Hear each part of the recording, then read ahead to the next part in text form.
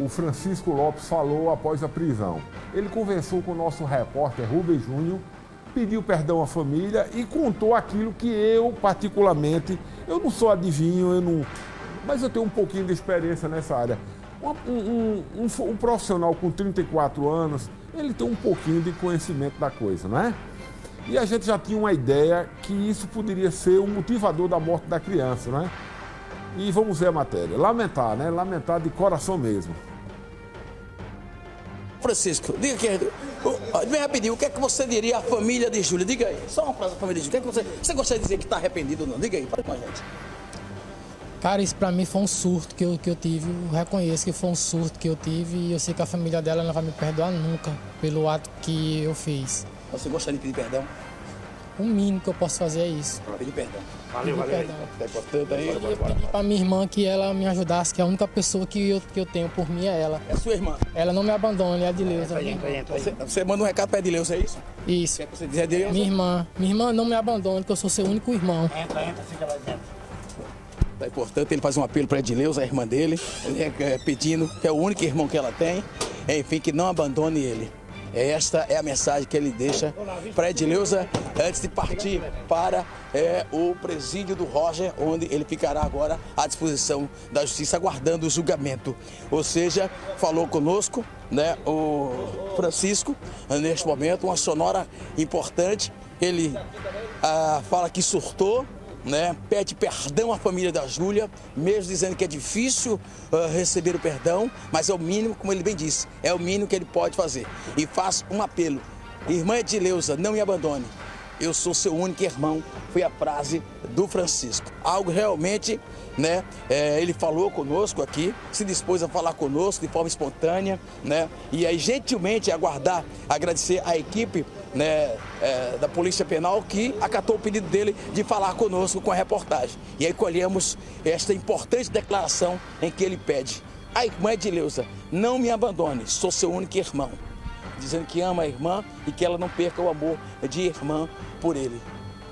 O destino de Francisco agora, presídio do Roger, onde lá aguardará julgamento da justiça. Ele afirma, repito, alto e bom som, um surto que teve. E o mínimo que pode fazer é pedir perdão à família da Júlia. Com imagens do nosso querido Erivelto, repórter Rubens Júnior, bonitão para a TV Arapuã, a TV que a gente faz. Chama! Ô Daiane, eu vi bem, ele falou Roger. O Roger não tem estrutura para isso, não. O Roger não tem estrutura para mantê-lo ele lá. Ele teria que ser encaminhado para o PB1. Qualquer vacilo que acontecer, ele morre lá. Eu tenho um pouquinho de experiência. O Roger não é nem presídio mais. O Roger é hoje considerado casa de custódia. É uma espécie de cadeia temporária. E não tem celas isoladas, não tem pavilhão. Só se ele vai ficar lá no reconhecimento direto. Porque se colocar ele em qualquer pavilhão, esse é o tipo de crime, tipificação criminal, que nenhum preso, nenhum vagabundo aceita. O cara pode ser o mais sanguinário, ele não aceita isso aí. Chegou lá, esse cara vai morrer, se ele ficar entre os presos. Eu acho que os agentes lá vão ter muita dor de cabeça, os policiais penais, porque ele com essa fala mansa aí, quando chegar lá, a turma, se der vacilo, a turma tora ele. É a realidade. Estuprador em cadeia, em qualquer parte do mundo, não se dá bem, não. Bom, olha, o suspeito de matar a Júlia foi encaminhado para uma cela especial, como eu falei, lá no presídio. Vamos ver com o nosso Michel Andrade os detalhes. E a todos do Rota da Notícia, nós estamos aqui no presídio do Roger. Vamos conversar com o Selva, que é diretor aqui deste presídio, sobre a trazida do preso Francisco, de 34 anos, que foi trazido aqui para o presídio do Roger. Chegou aqui por volta das 3 horas da tarde. Vamos ouvir aqui o Selva. Selva, a priori ele vai ficar em uma cela separada, né, para não se juntar com os demais presos. Mas como é que foi a chegada dele aqui no presídio do Roger? Boa tarde, Vinícius. Boa tarde. Ele chegou por volta de 3h10, a entrada normal, como qualquer apenado, né? Foi feito os procedimentos de entrevista, foi feito com ele também o que a gente faz, o corte de cabelo padrão, como todos os apenados, entregue a ele o material de higiene básico e ele foi encaminhado para o que nós chamamos de uma moradia isolada dos demais. Vocês chegaram a conversar com ele ou quando chega não conversa nada? Não, eu estive com ele, como é de praxe, a gente sempre conversar com quem chega no presídio para falar dos seus deveres, dos seus direitos, né, dos seus deveres e falar para ele da estadia dele, onde ele está e passar os procedimentos da casa. Todos que estamos assistindo nesse momento têm aquela dúvida. Um preso que comete um crime como esse, tem um tratamento diferenciado? Como é que é aqui dentro do presídio? O que a população tem que entender é que o crime, por mais que ele tenha uma grande repercussão, um grande clamor pela barbárie que ele é feito, o que nós seguimos é a lei de execução penal e o que a nossa secretaria e a gerência determina. Nós temos aqui a responsabilidade de salvaguardar a vida de qualquer preso, independente de quem seja, independente do crime. E existem algumas determinações que têm que ser tomadas de acordo com alguns crimes. Mas não há, a população tem muita dúvida onde vai ficar, os outros presos vão fazer alguma coisa. Então a nossa preocupação é isolar este preso, dependente do crime, e salvaguardar a vida dele. Também tem o detalhe que, por exemplo, alguns que já cometeram do mesmo crime, às vezes ficam na mesma cela. Acontece isso? Não nesse momento, porque ele vai ficar de 5 a 6 dias isolado dos demais, mas logo depois ele vai para o que nós chamamos uma área de seguro, onde nós temos os presos com crimes, digamos assim, parecidos, né? Nós temos uma ala para crimes sexuais e temos também a ala de violência doméstica e assim por diante. Então, depois que ele passar o período do reconhecimento, ele vai para uma área de seguro. Vai ser tratado como preso normal, a estadia dele. Exatamente. A lei de execuções penais é o que determina, tá certo? Então ele vai ter todos os direitos que os presos têm normalmente e também todos os deveres que os presos têm que cumprir no presídio. Para a gente é uma rotina, não é? Para nós é mais um preso que chega, nós já tivemos outros casos de grande repercussão e a cadeia está aqui para cumprir a lei de execuções penais. Muito obrigado, Selva. Parabéns pelo trabalho. Obrigado a vocês e um grande abraço.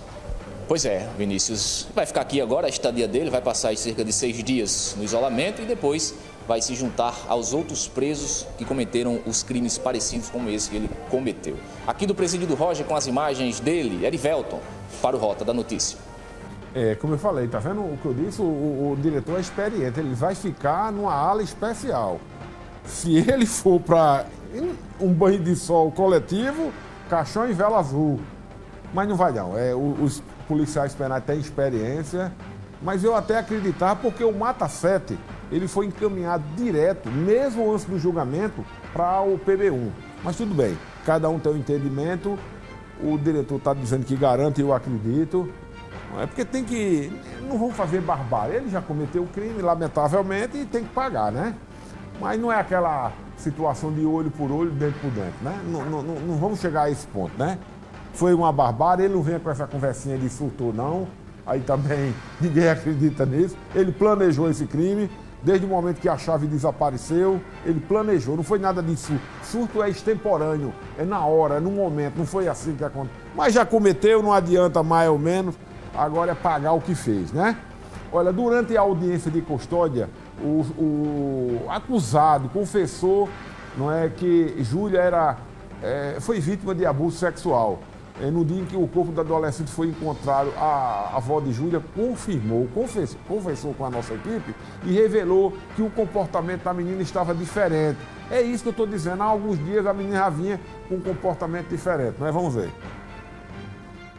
Ele estava proibindo a Júlia se maquiar. Ele estava proibindo a menina ter contato na minha casa. Ele tinha ciúme da menina? Ele tinha sim. E a mãe estava cega que não via nada disso. A senhora chegou a ver outro comportamento mais estranho? Quando eu falava, eles diziam que eu maldava. Esse cara, eu tinha um filho usuário de droga. E ele era parceiro do meu filho. Eu avisei a minha neta quando ela chegou do Paraná. Ela me levou ele na minha casa, Zélia, pelo amor de Deus, esse é Saboia, que o nome dele é Saboia. A gente ficou sabendo que a menina disse à senhora que tinha algo a lhe dizer. Tinha algo para me dizer. Dia 6 ela passou o dia comigo. Aí disse que tinha uma coisa para lhe dizer. Ela disse, vó, quero falar com a senhora e não deu tempo. Aí não deu tempo, não. Ela falou, vó, lá em casa tem uma coisa estranha. Eu falei, Júlia, me diga, filha, o que é? Ela me falou, vó, a chave do meu quarto sumiu, vó. Falei, Júlia, ela não conseguia. Você não sabe o que está acontecendo. Eu falei para minha mãe, ela disse que era desmantelo meu, vó. Aí, eu voltei uma coisa para falar para a senhora e para a vó Joelma. Eu disse, então fala comigo, Júlia, fazendo artesanato com ela. Ela não deu tempo de falar que ele chegou e levou a menina para casa. Mas o quarto de vó da senhora desde o primeiro quando ele me ligou, sentia que tinha maldade. Quem me ligou Esse vagabundo dizendo que aqui, por favor. a minha neta sumiu. Ele planejou, não é nada de surto, não. Surto, se você ler no dicionário, é algo que acontece extemporâneo, no momento. Você está numa briga de trânsito, aí aquela raiva assim de momento e você comete uma tragédia. Ele planejou. Desde o momento em que ele furtou a chave, que ele escondeu a chave, ele já tinha planejado essa tragédia, né? Mas ele vai conhecer o que é o inferno na terra. Já está conhecendo a partir de hoje. Cadeia.